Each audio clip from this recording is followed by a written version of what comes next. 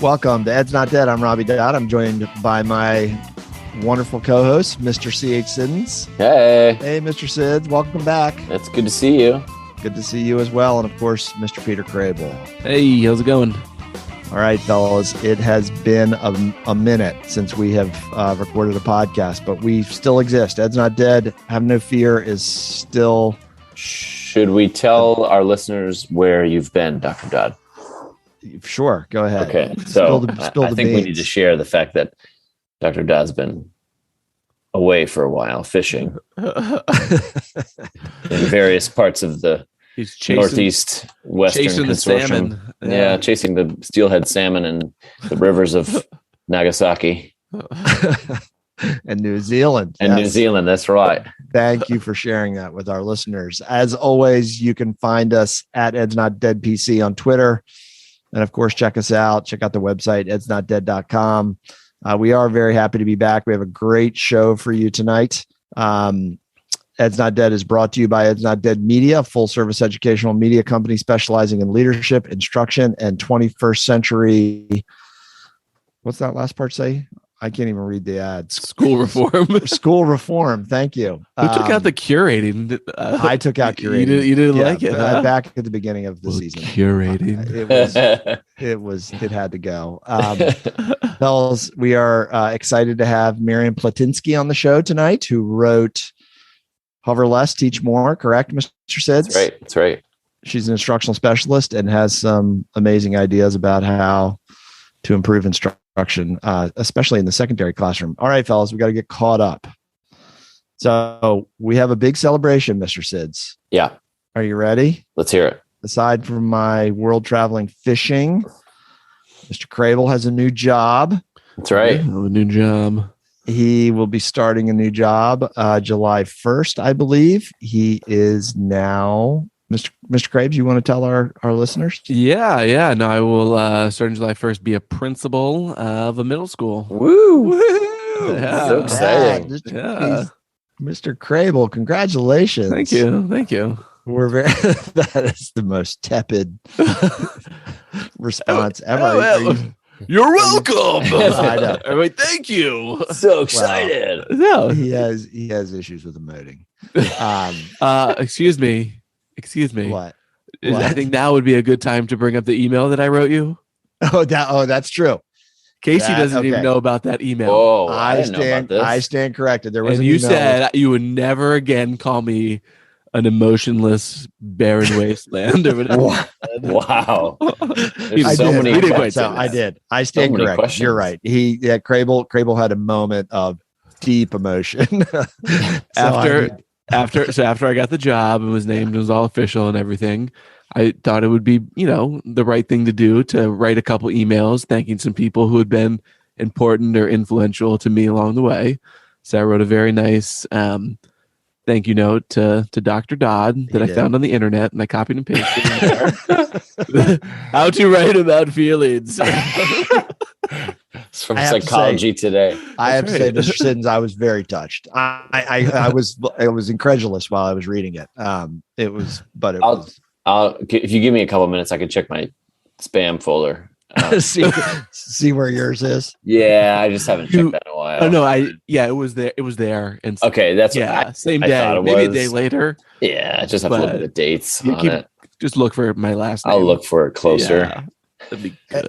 Anyway, Mr. Krabs, congratulations. Congrats. We know you're psyched to be a middle school principal. Be awesome. You're big time. You're going to be amazing. Thank you. The only thing I was thinking too, though, is it's all this stuff. First, Casey gets a new job, then he's an administrator, and then I get a new job, and it's kind of ruining the podcast. We used to have balance. We had this. We did teacher AP principal thing, and now, Man, I don't know. We're the 1%ers now. We're all totally divorced from the classroom. Yeah. So maybe we switch the focus of the pod to leadership. I don't know.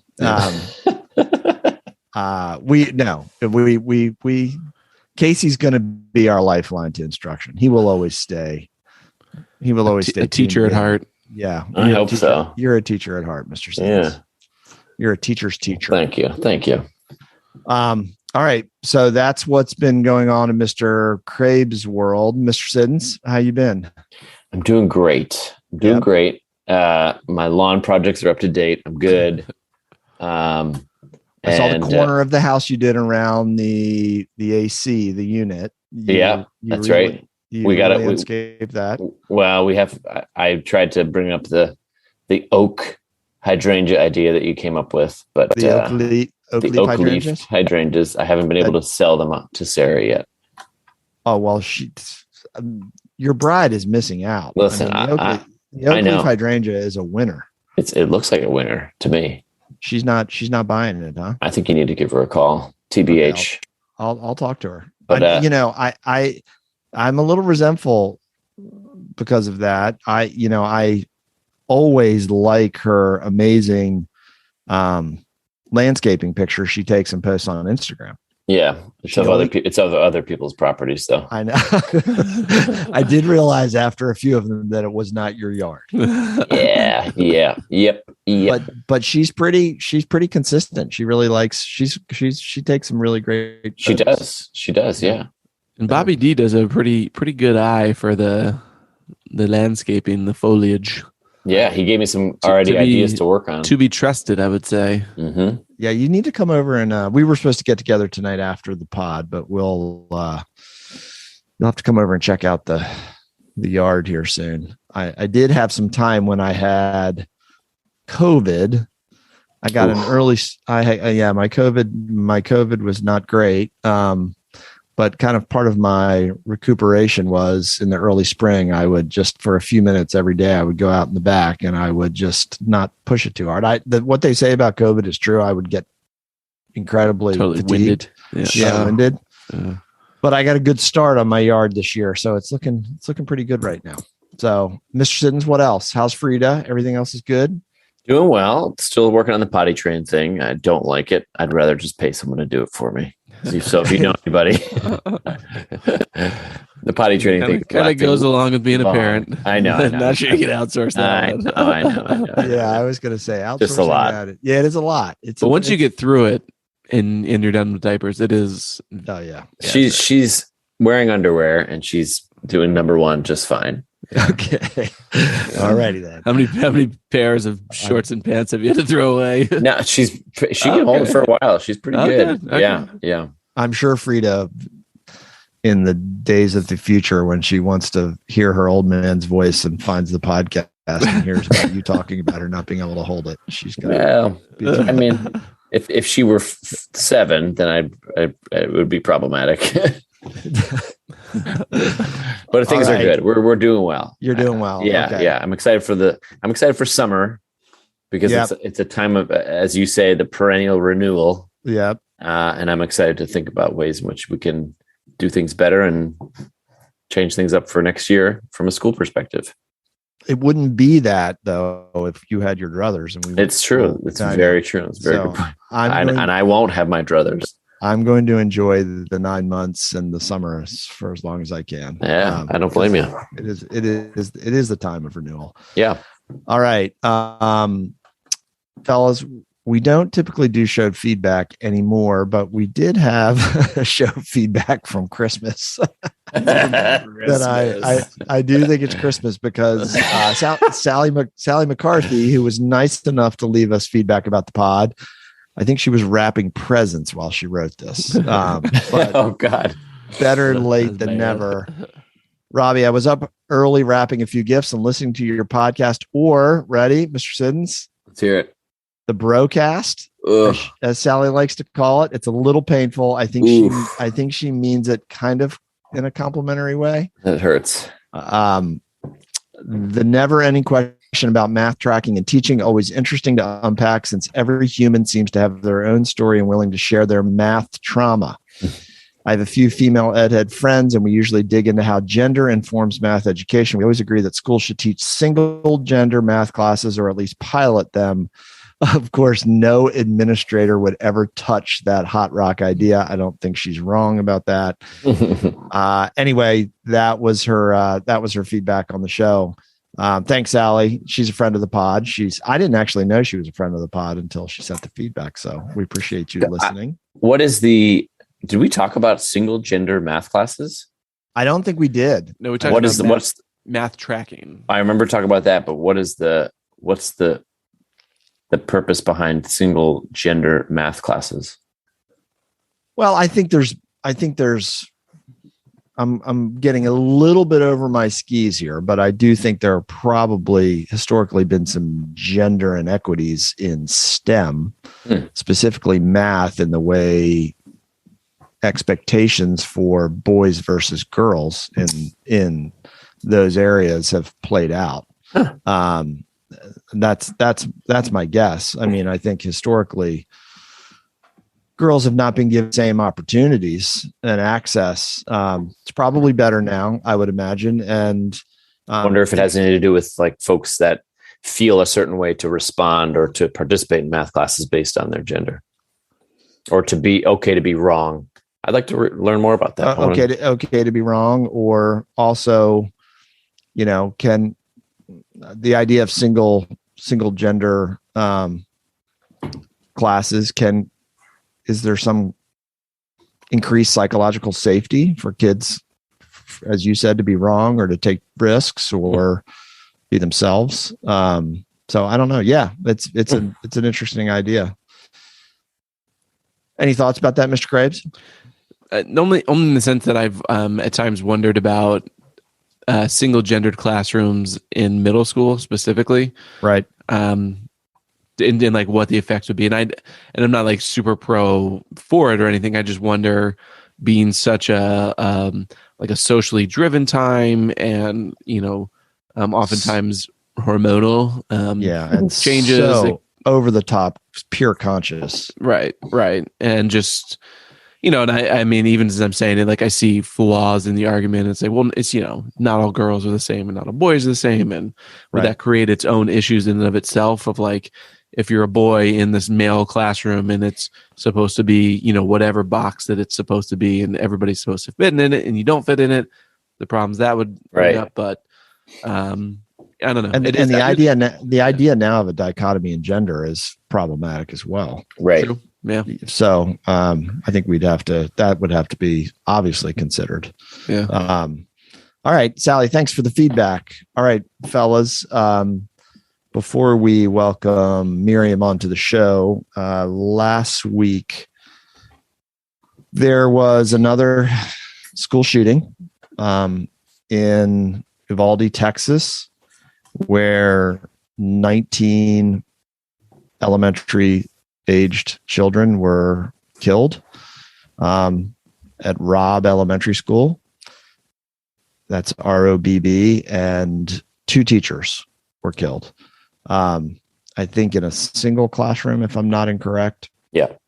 And so this is the most recent school shooting that follows about 10 days, I think less than 2 weeks before, a racist motivated killing in Buffalo, New York of predominantly African-American citizens in a supermarket.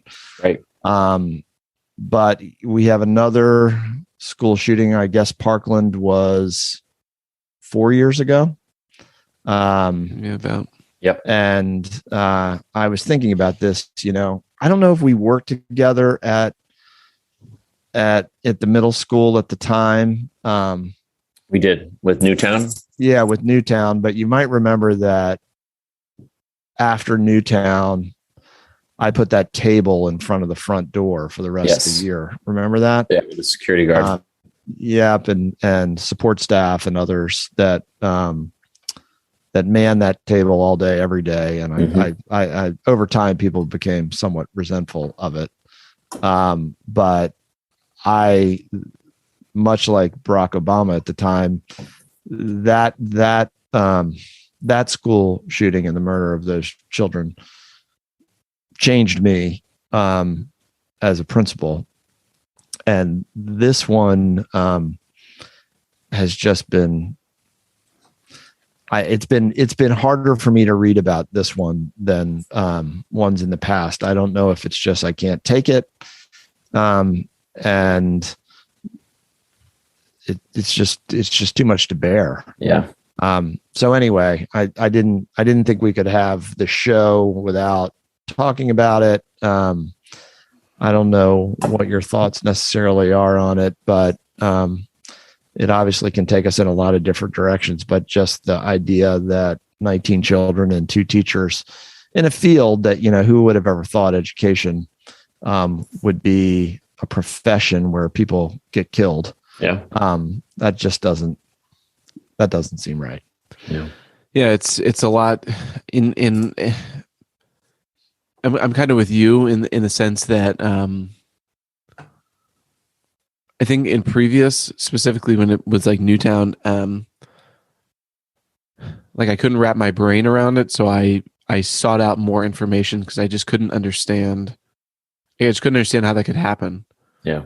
How anyone could do that. How I just couldn't understand how that could happen to children in a classroom. And I think the difference for me now is, sadly, I've seen it happen before.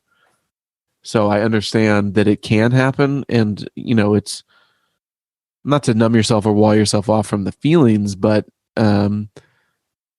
it's a sad reality now. Twice in 9 years, it's not every week or every other year, but it's a thing. The killing of children, the murder of children in a classroom is a thing that happens in America, and unfortunately, or I don't know about that one, I still am like naive enough to think that things will change. And I still am naive enough to think that at some point, whether it's legislation or whether it's a collective movement in the country, something will happen that will make it demonstrably harder for these things to happen. And I have my own ideas on what those are, starting with the limiting of, those types of weapons and the ease in which they can be purchased, I think is a great first step that I would advocate for. But it's, I don't know. I've been at a loss for words, and like my wife has kind of tried to talk to me about it, and I'm just like, I can't really talk to you about it. Like, what are we supposed to say? Right. We're here again. What am I supposed to say about it? So it's been difficult. Yeah, I feel like this particular one has impacted me more than Newtown, probably because I have a young daughter, and in Newtown I was a teacher at the time, and I remember a teacher coming in crying about it, and not that it didn't impact me. Obviously, it was extremely upsetting, but ultimately, I maybe at the time I wasn't as keen on it, but I knew nothing would change. There's not, we don't, the political will and the people in this country it's not there. And maybe, like Crable was saying, like maybe it will change, but I have such low expectations for what our political leaders will actually do. And if they're not going to do anything after Newtown, I don't know. It's hard for me to get out of the mindset of people are going to do something, because we can't keep doing this. Like, it's just like, well, we can keep doing this. We have to keep doing this, but like that, we can't keep allowing our children to be killed in schools or at all. We're the only country in the world where this happens. It's like, it doesn't happen anywhere else other than the United States. And it happens. I was in 8th grade when Columbine happened. I distinctly remember going into school with bomb threats the next days, looking at the clock in music class, because there was a rumor that at a certain point in the day there would be another bomb threat. I distinctly remember going to active shooter drills as a high school student. I distinctly remember when Virginia Tech happened and we started getting text messages that alerted you of shooters on our crimes on campus. So like, it's been in my life, my entire life, and it's like, it shouldn't be this way. It doesn't have to be this way. Now you're the millennials. I mean, Gen X might be the last generation that it wasn't, school shootings were not a thing. I mean, my sister and I, who's a kindergarten teacher, she's just if you look at stages of grief, she's incensed. I mean, she's just so mad. But at Fairland Elementary, when we were little kids, there was an air raid siren that used to go off like every Wednesday at 11:20. It was the loudest thing ever. And it was a relic of the Cold War. And by that time in the 70s, we just ignored it. I think at one time you'd get under your desk and such, but there was no such fear. Right. You're like you said, Casey. I mean, since middle school, this has been reality. Yeah. And it's getting worse. Yeah. And so anyway, I think Kathleen Parker, who I don't love, she's an op-ed writer for the Post. I think she said the other day, a line that I remembered. It said, if government can't keep kids safe in school, then what's the point of government? Yeah. And I couldn't agree more. Yeah. Yeah. I mean, when you have these weapons of war and body armor that you can purchase on the open market with abandon, mm-hmm. There's nothing that anybody can do save from having military people outside of schools. Yep. Right. Yep. All right. So when we come back, we will be welcoming Miriam Plotinsky on the show. She wrote the book Hover Less. Oh, excuse me. I had it backwards. Teach More, Hover Less. So don't go away. We'll come back with Miriam.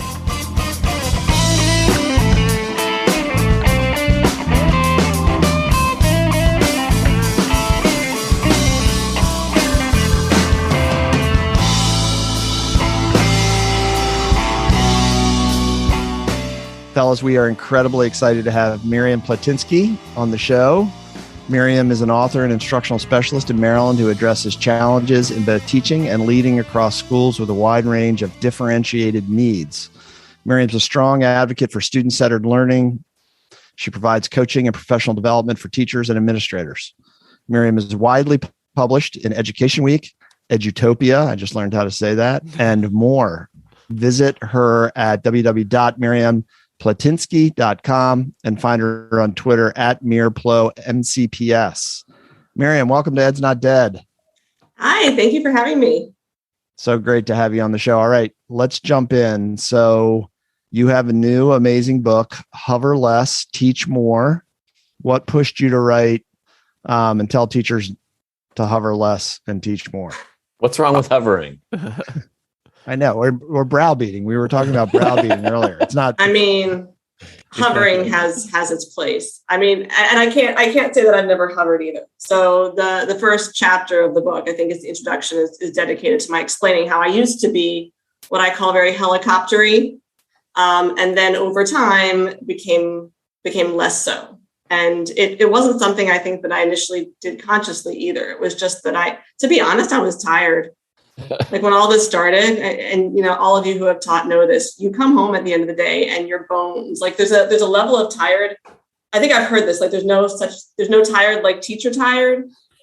And I'm sure that extends to anybody who works in the school. So there's also no tired like administrator tired or like, educator tired. But you come home and your voice is gone and your limbs are jelly and you've given the best part of yourself all day to other people's children. And you don't really have the time, space, or energy for your own life. And so I started initially just trying to think of ways to talk less. That's how it all began. Because I noticed that my voice was tired and I don't have a really strong, like baritone bass voice that some luckier teachers go into the field with. And then, I mean, the real start happened with a creative writing class that I taught where there was no curriculum. And that's why I wanted to teach it.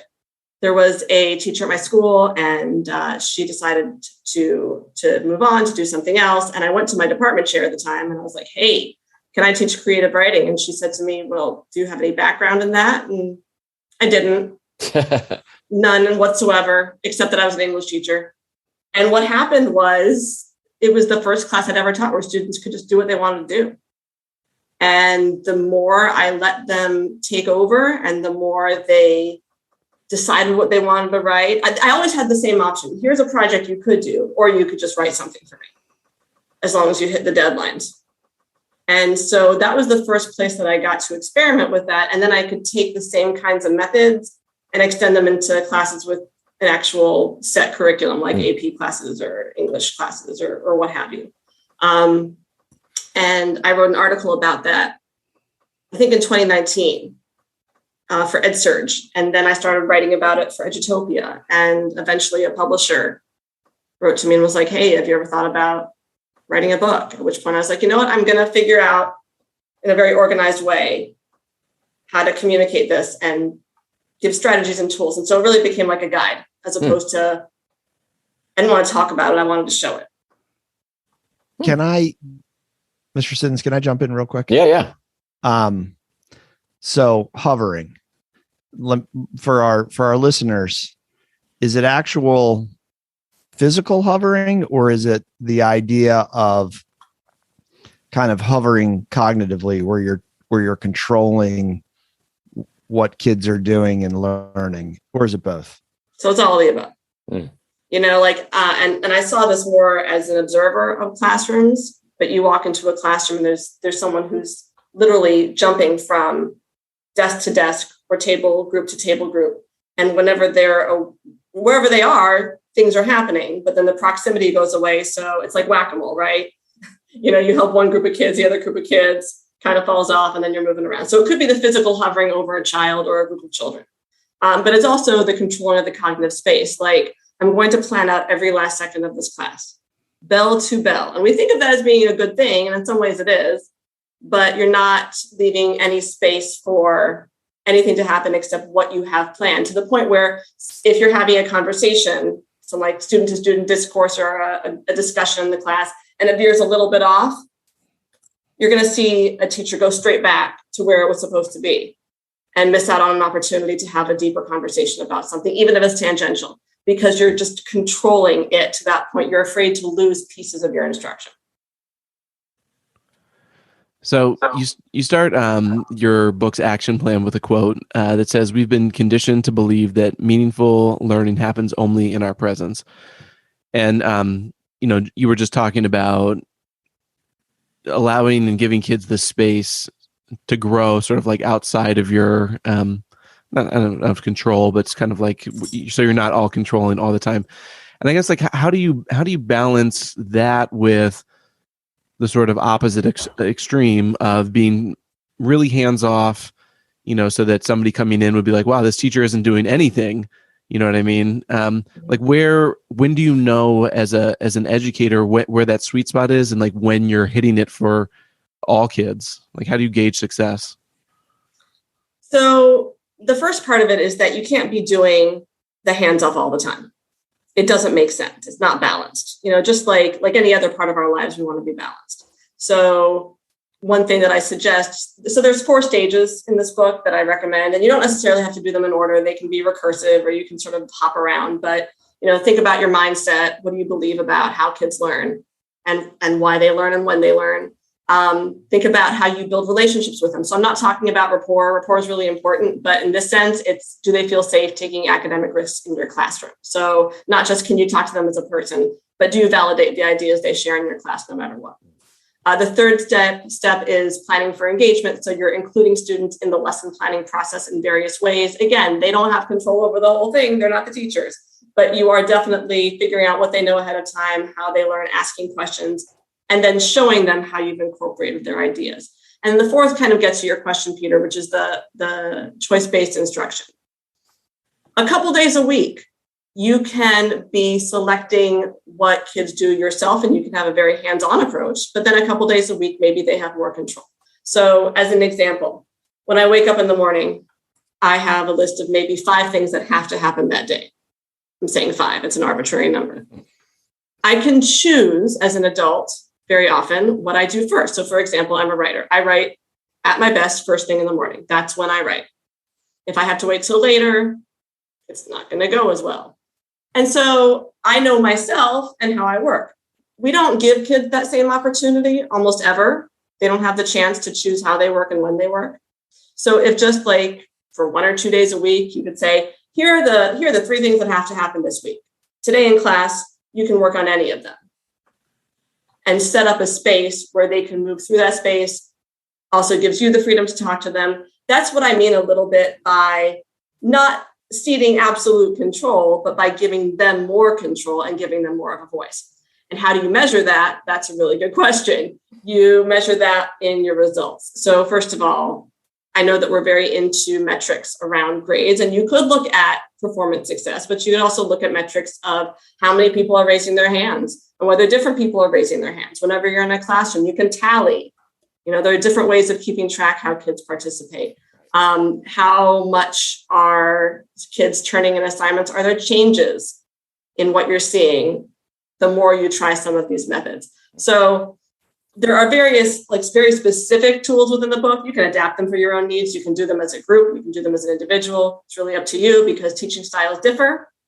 But the whole idea is, are you moving the needle toward not being quite so dictatorial? All controlling all the time. Right. Yeah. It's you hear that, Casey? It's supposed to be the you show. And I know you've had this experience if you've walked into classrooms. There's some classrooms you walk into and it's the teacher's show.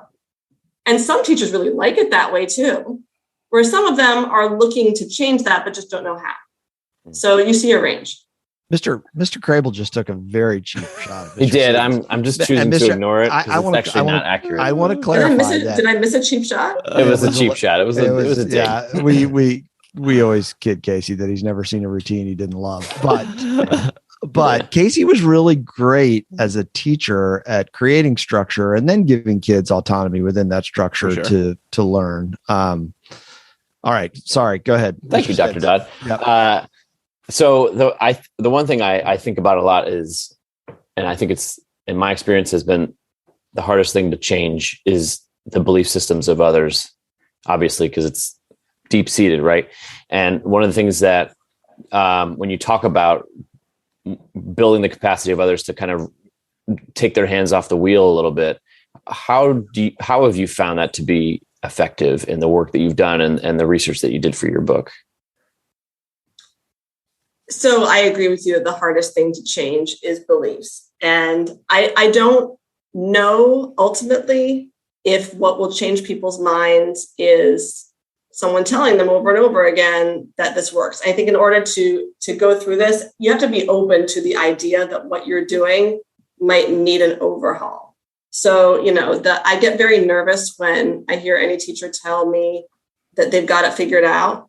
I got this. I've never felt that way about teaching in my life. It's this ever changing thing. So we're always looking together. And almost every teacher I've ever met wants to get better. We don't set out every day to just sort of do okay. So the way that I designed the chapter, the research I did indicated that people experience change when they want to. Right. And this, we say this all the time in other areas too of life. You can't help people who don't want to be helped. You can't expose people to ideas if they're not open to them. So a lot of the tools in that first chapter are really geared towards self-exploration, like a quiz that you take. And sort of like those magazine quizzes, I might be a micromanager if. And you have all these different options. Yeah. And I don't know if you took the quiz, if you scored it. Oh, yes, I did in the book. Yes. I'm kind of afraid to ask, but how did you do? I don't remember the score, but I found that, just my changing attitudes. I thought about where I was maybe at the beginning of my career and where I ended up later on. And it's certainly become much more hands off. And I do credit that to Mr. Crable.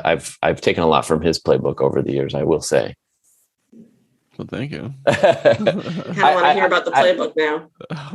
But it's more of a he called the do nothing playbook. No. Crable I'm kidding. Crable always took a more hands off approach to how he orchestrated learning in a way that it was very relaxed, and the kids were very relaxed, but they did what they needed to do. And Crable doesn't let things get to him, which is a credit to him. And I'll say the guiding philosophy, and I'll be curious if it all jives with the book, is never do anything for somebody else that they can do for themselves. Yeah. And that was kind of my personal thing that was just why? Because it bore out of the same thing you're talking about, where you come home and you're just I'm so tired. And you're just why am I doing everything? That's so dumb. Well, and one I guess they can do things too. But like, I get the other thing I'm thinking about a lot when I was reading this book is you could be in certain schools or certain levels of schools. And the work of being the sage on the stage, the person in front doing all the work, could be pretty easy, right? Like it could, like if kids are compliant and they're doing what they need to do and they're on Chromebooks or whatever, and they may or may not be, they might get to point B where you wanted them to get to that day, but is it really engaging is the question that I always think about. And that's a hard thing to target for a teacher who's been doing it that way. It works. No one's giving anybody any problems. If you don't mess with me, I won't mess with you kind of thing. You know what I mean? I don't know. There's not really a question to that, but I just, as I was thinking about it. Well, but it kind of brings me back to the headspace I was in when I was writing this. I wrote this in the first year of the pandemic. So the big question that people were asking at the time was, how do I engage students on Zoom? I don't know how to engage students. They don't seem engaged. The cameras are off. The microphones are off. And I really started to think about, okay, so what is engagement? Because for a while, it was synonymous with attendance. Yeah. I can see a person in front of me, therefore they're engaged. And that wasn't right. And then, how do you manage kids in any space? So that was one of the big questions. The first idea for the book started as a concept of near or far, which is how do you engage students no matter where you are? And then it morphed into this. Yeah.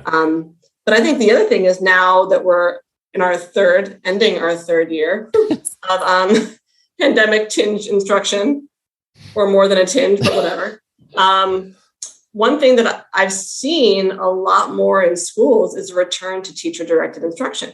Yeah. And I've thought a lot about why this is, like, why is this happening? And my own theory, and I'm interested to hear what you think, is that when we were on Zoom, and I know this because I've done a lot of Zoom teaching, it just becomes more practical to control the class in terms of, teacher to student. It's a lot harder to orchestrate when your students are far away from you. Mm-hmm. And then when we got back, we came back initially with masks and distancing. And again, very difficult to have student-centered kinds of autonomy going on through that. And even without it, assuming that we're pulling out of it, and I don't know if we are, we're still kind of in the habit. And so a lot of people who were using more hover-free teaching methods circa 2019 might not be using them anymore. And then a lot of people came in during that time, a lot of teachers leaving, a lot of teachers coming in. And so what does this mean sort of in the bigger picture of why we're not seeing it as much? So the one you started off, Miriam, by talking about the creative writing course you taught where you didn't have curriculum. And so I'm especially interested in this because the secondary classroom is a fascinating place. I'm an elementary trained educator, and content is king to secondary teachers. So you're a former English teacher. English teachers like their curriculum, as do math, science, social studies. So you could have a conversation with an AP teacher and they're going to tell you that I don't have time for that because I have to teach these things.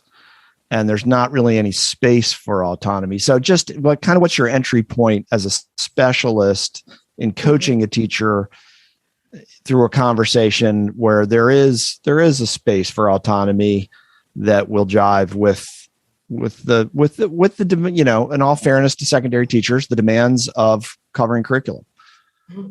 So if I go on too long, you're going to have to stop me because I feel very strongly about what you just raised.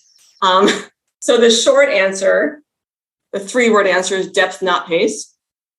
And I'm saying this as someone who specializes in curriculum, but I think we really misunderstand what a curriculum is for. When we think about curriculum, and I was guilty of thinking this too earlier in my career, we think it's sort of the one-stop shop for what we're supposed to do every day. I'm going to do a what followed by a what followed by a what. It's very task-driven, this outlook about what a curriculum is. And really what a curriculum is trying to do is speak to skills. And so sometimes we call them content standards, and you're supposed to go in depth into them and learn them more. Now, I'm saying this as someone who specializes in one content area only. I don't have as much context for math or science or what have you. But having taught AP courses for many years, and also anything else really. I've taught most of the curriculum in my subject area. You're not looking to covering content doesn't mean this thing where you do like every day, you're reading every page of the novel, you're writing every paragraph of the essay. It's not about completion. It's not about like a starting point and an end point that everyone has to do. It's about how deeply you can go into something. And I remember the day that I learned that I didn't have to teach an essay for students to learn how to write. I just needed to know whether they could put together an argument, whether they could support the argument, whether they could provide evidence and then commentary to explain that. And I could figure that out in a paragraph or two. I didn't need the whole thing.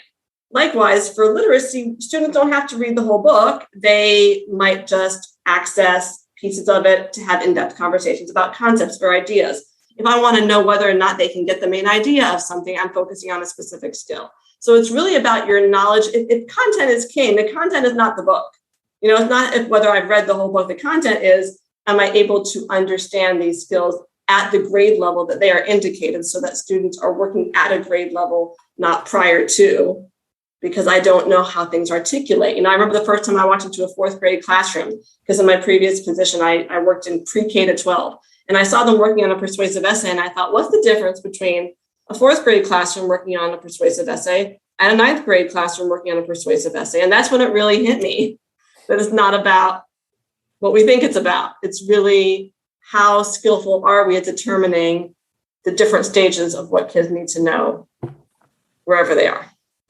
And I wonder, back to your pandemic point, about that kind of, maybe an increased preponderance of teacher-directed instruction. I do think teachers, rightfully so to a degree, feel like they didn't get to cover, quote unquote, cover what they should have during the pandemic, especially at the high school level. And so now, they're back in full gear in trying to get through everything they feel like they need to get through. All right. It's kind of funny, the things that you think that I thought that COVID would get rid of, but or that we would change, and maybe it will change. I don't know. I think this book is going to change it. I agree. Just saying. That would make me very happy, because the only reason that I wrote it was to try to help people who felt that way, because I was listening to teachers throughout that year that you're talking about saying, I can't get through it. I can't get through it. I can't get through it. Right. My this many hours a week have been cut down to a half hour, right, and I don't know how to get through it. And that was a valid concern. And I'm not saying that we can solve the whole problem, but then the answer became, okay, what's the most important thing that kids need to know right now to be able to move into next year? And how are you going to access that? And how are you going to focus on it? Yeah. All right. When we get you back on the show, I'm really curious about this idea of engagement. We're going to have to, we need a part 2, Mr. Siddons, because we have to talk more deeply about engagement. But right now, Miriam, you are going to be subjected to a Mr. Siddons quiz. I'm so excited. Here we go. Mr. Siddons, are you ready? I am. I can't let we've only let one guest go without a guest quiz, and that was on me, and I feel bad, and I will never let it happen again. And they're feeling Greg Crewy. Yeah, he was upset. I was very upset with myself on that. So Miriam, I did a Google search on your name. What does it mean? Okay, so I don't want to get knocked down by people who know better than I do, but the name is Ukrainian. Miriam? Oh, I'm sorry. You're talking about my first name or my last name? Yes, your first name, yes. Oh, I'm sorry. My first name, Miriam. Yes, how I can tell you about that. So that's in a language that I also know. That's in Hebrew. It's means mar is bitter, yam is sea. So I'm the sea of bitterness. And my husband thinks that's quite apropos, actually. That's when we're funny. joking around, it's like, welcome to the sea of my bitterness. Well, our quiz is going to be, my quiz is going to be a little bit about what you can find in the sea, a lot of things you can find in the sea. So I did a quick Google search, and it did not find a sea of bitterness, but it was rebellious. Oh, no, my answer is accurate. That's not accurate. Well, then, as you can see, I am rebellious. That's right. See, you fit that mold. But I'm going to rebel a little bit and talk about some interesting facts, not about Miriam, but about bacterium. That's so weird. This is So strange. weird. It's quite the connection. Bacterium. Miriam's an English teacher. That's right. Well, Okay, let me all right. enlighten you as All right. a non-science teacher, but maybe Dr. Dodd can back me up on this. Bacterium is a member of a large group of unicellular microorganisms which have cell walls but lack organelles and an organized nucleus. Is that right? Is that right, Dr. Dodd? Am I good? That is correct. Okay. Yeah. So I have, if you can answer these 2 out of the 3 of these random facts about bacterium, you win a sticker. We have stickers, right? I have stickers. Yeah. Oh, perfect. Well, I want a sticker, but I'm not going to win. Well, I think you'll be look at fine. that. I think you'll be fine. All right, ready? I'm nervous. Okay. All right, number 1.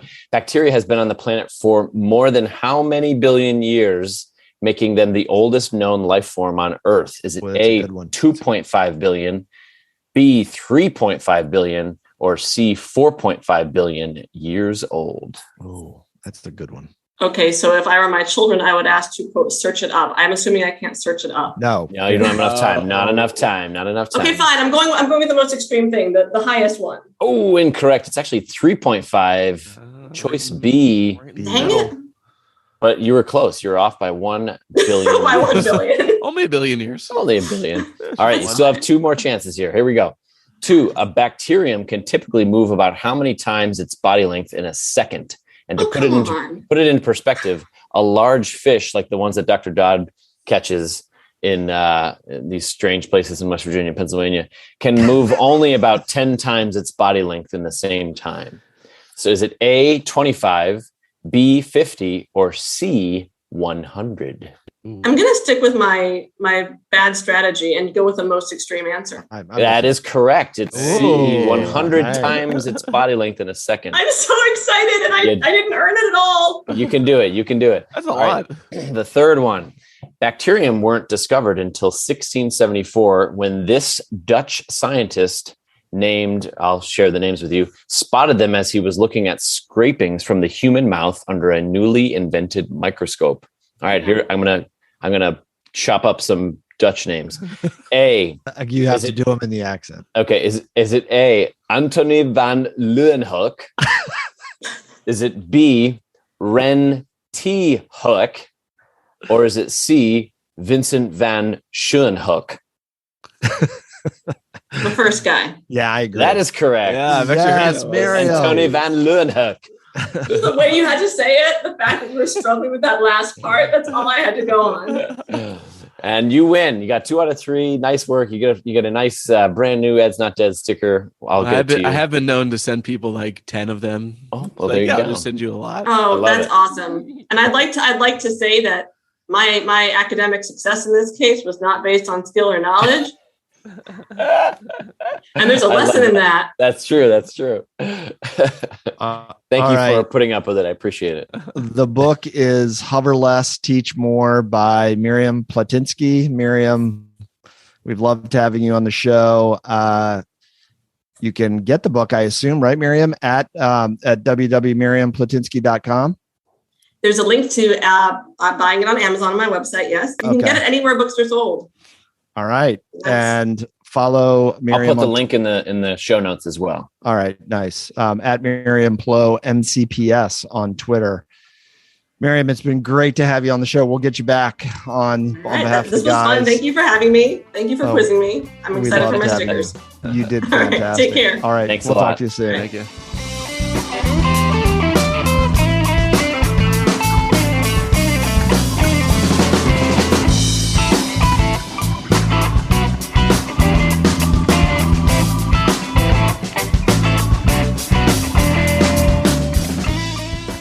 Welcome back to Ed's Not Dead. I am Robbie Dodd. I'm still joined by my co-hosts, C.H. Siddons and Peter Crable.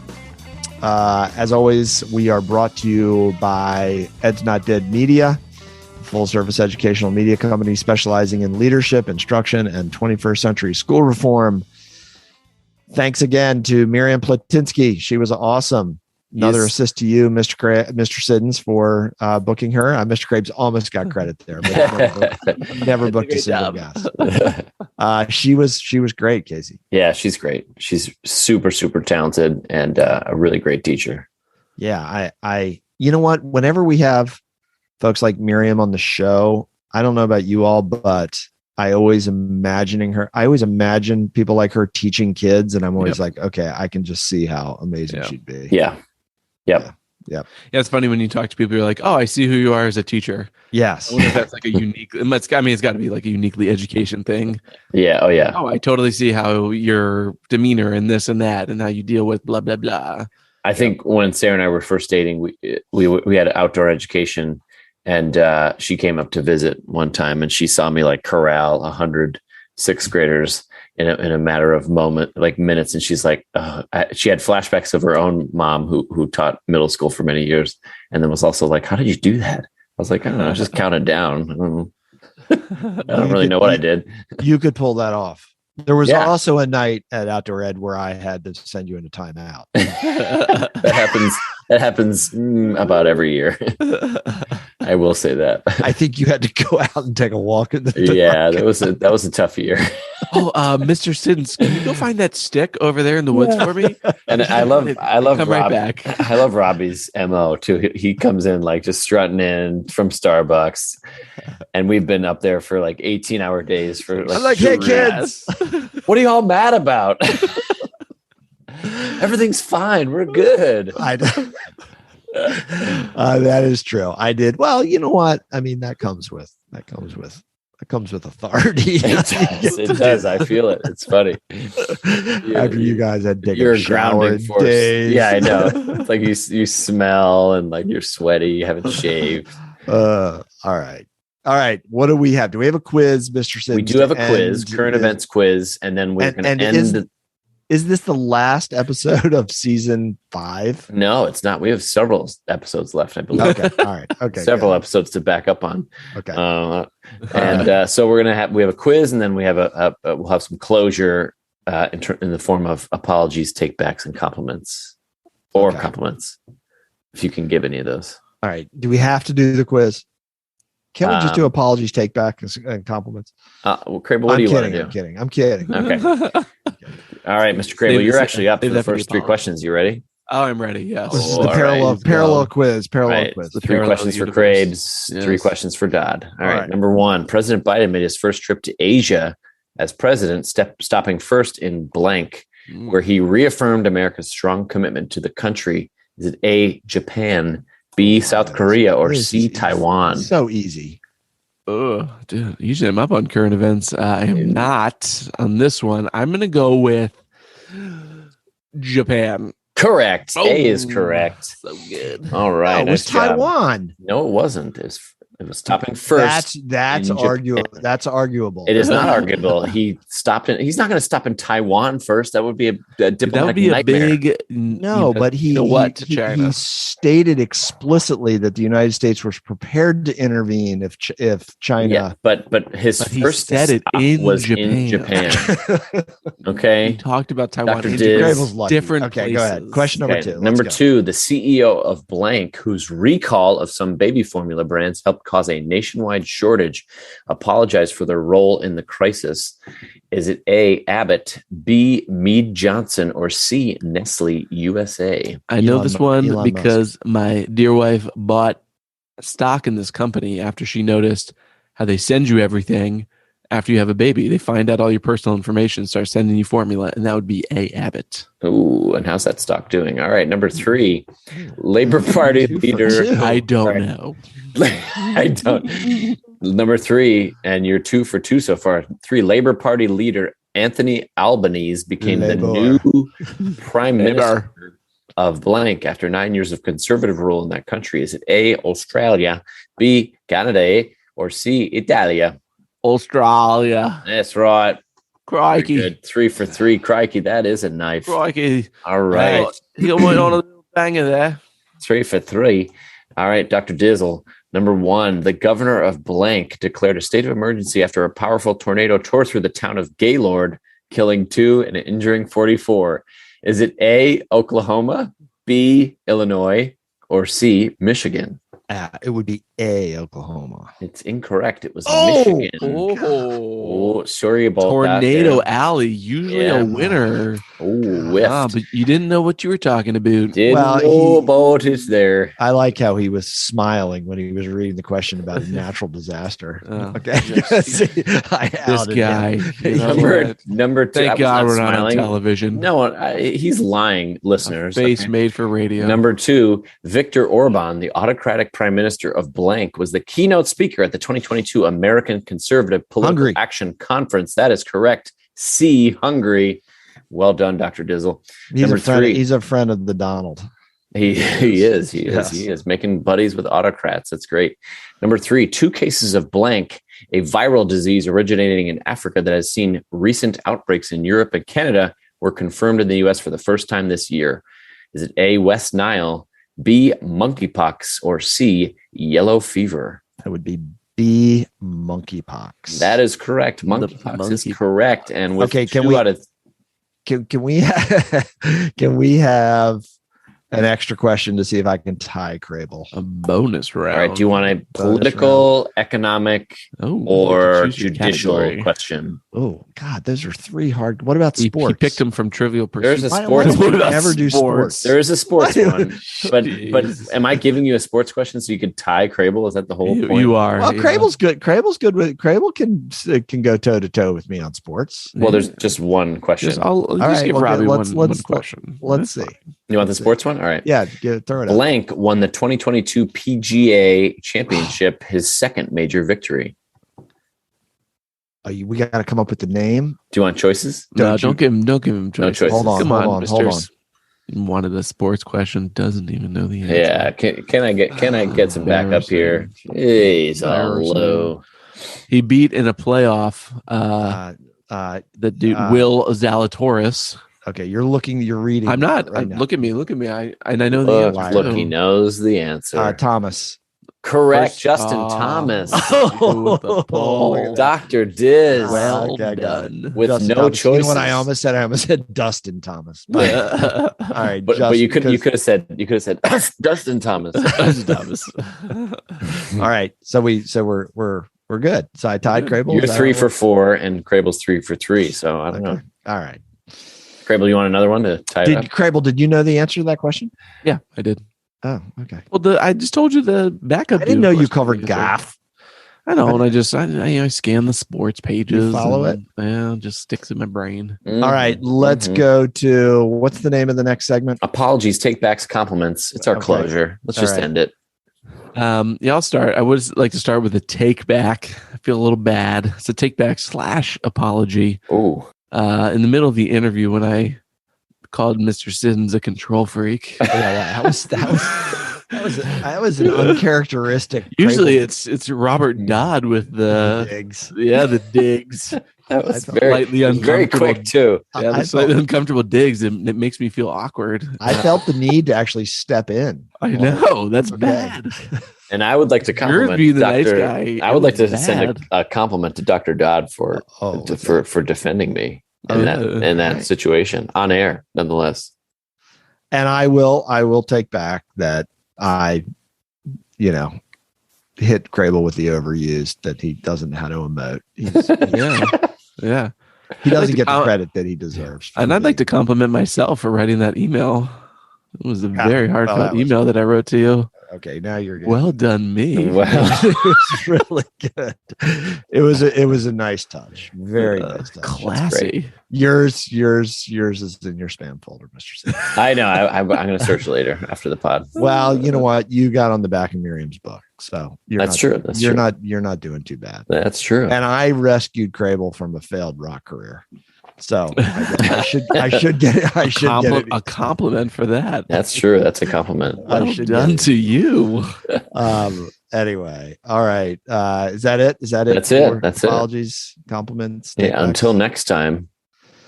All right, fellas. It is Memorial Day weekend. What do you have left on the 3-day weekend calendar? Mr. Krabs, I'm going to see you at the pool tomorrow. Yeah, living the suburban dream. Oh, dude, yes. Yep. Pool and barbecue. Yep. So that's it really for tomorrow. Just soak up the last of the long weekend. Mr. Siddons, what are you going to be doing? You got any projects, or are you taking it easy? Taking it easy, going to the pool tomorrow, and a barbecue as well at our friend's house. Okay. That's it. Yeah. That's it. All right. Oh, yeah. All right.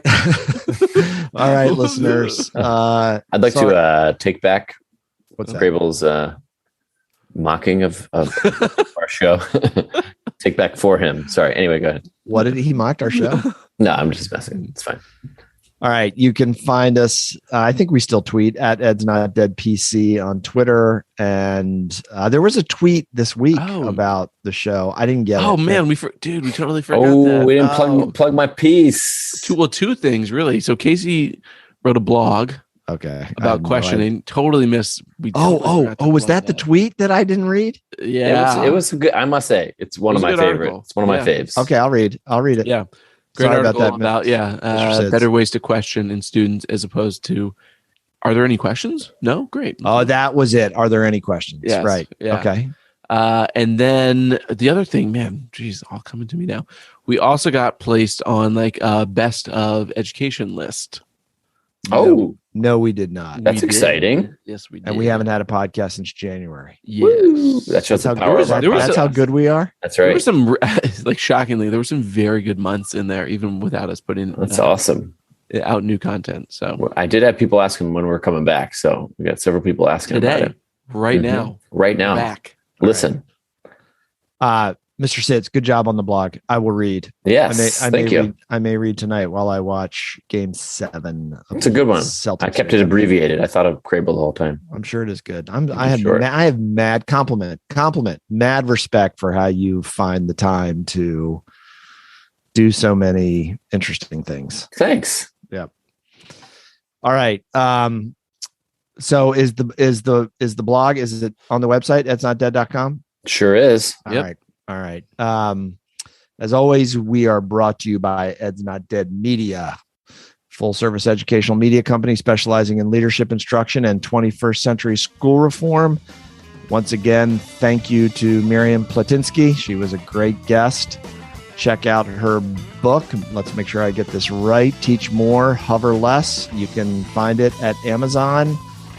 For the fellas, Mr. Sids, Mr. Graves, great to see you. We'll see you soon. Thanks, everybody.